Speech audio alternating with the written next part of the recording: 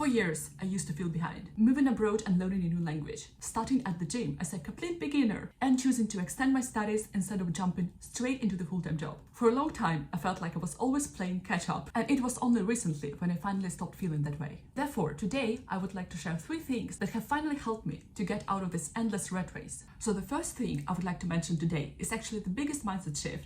And I want to mention it first because this is a pattern that happens over and over. And this is that we often do not realize the power of our own choices. So there is this saying that we become the average of the 5 people closest to us in our circle. So when all of those 5 people already have something that you still don't have, it becomes quite natural to feel behind. However, what a lot of people don't realize is that this feeling of being behind is often just an illusion and not a fact. So imagine there is a hypothetical person 1. They've got everything seemingly sorted out. They're relatively happy with the job and they decided to get a flat, or in other words, get a mortgage. And then there is person 2, who is really not happy with their job. They would like to change their career and probably update some of their skills in order to make it happen. Because person 2 doesn't own a flat yet, well, the rental market is kind of tough. Person 1 keeps on asking, why are you not opening a flat?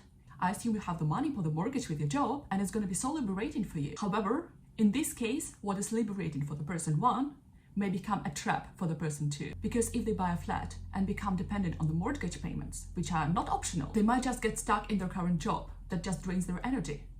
So while for the person 1, in this stage of life, getting a mortgage can become a symbol of stability, security, and liberation, for the person 2, the story might be just different. Because it would be not them owning a flat, but the flat owning them. And it's like that with every achievement and milestone in life.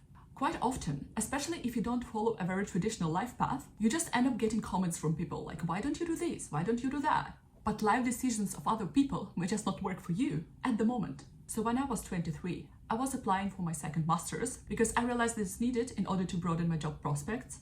And when I was receiving comments like, you're almost 24 and you have never worked full-time? What? At that moment, I felt so behind. Still, I decided to follow my own path no matter what, because me and this person who left a comment have completely different priorities at this stage of life.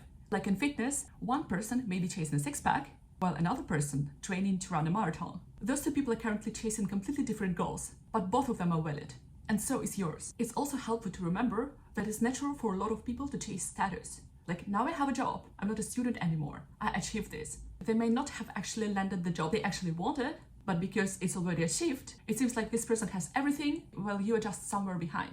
It's helpful to remind yourself that you're working towards your goal and you will be working towards it no matter what. However, there is another thing that holds a lot of people back, and this is having too much focus on the things that we just cannot change.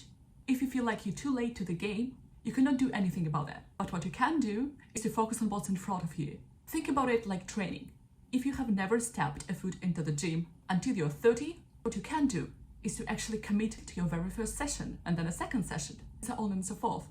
I want to be honest here. I was a bit hesitant to start a YouTube channel just because this whole self-improvement space that I'm so interested in is oversaturated. However, when I realized that pretty much every niche is overcrowded, but every year there are some new people there who are actually sharing the valuable information, their unique insights on things, it has completely changed my mindset about this. The whole take is to accept your story, your situation, and just move forward to get to the point where you actually see yourself in a few years from now. However, this kind of mindset shift, without a further action, will just stay at the level of mindset shift. Therefore, the next point becomes crucial. When I realized that this is actively holding me back, then I have started working on that. And this is not choosing your focus. Often, we feel behind just because we're trying to accomplish too many things at once. A lot of successful people reported that when they have stayed laser focused on one thing, they saw the most progress with it. Of course, you can work on many different things at once, but you still have to make a list of priorities and choose your main focus. For example, this semester, I'm focusing on those 2 things, and the next semester, I'm focusing on something else. I am a big fan of multitasking and I have many different interests. However, I noticed that whenever I try to work on too many things at once, I see very little progress on each of them. And then, when your progress is so slow, your motivation may just drop and you will just quit all of those things. It would be really helpful to write down all of your goals and ask yourself what are those few things that is absolutely necessary to prioritize right now. If this month your main priority is to find a job, for instance, then you should allocate most of your efforts into sending the applications. And when you see some progress, it will become much harder to feel behind. So if you're currently feeling behind, remember, stop looking back, honor your priorities, and focus on fewer things that actually matter for you right now. Because progress actually comes from consistency in your lane. If you want more videos like that, hit the like button and we'll see each other in the next one.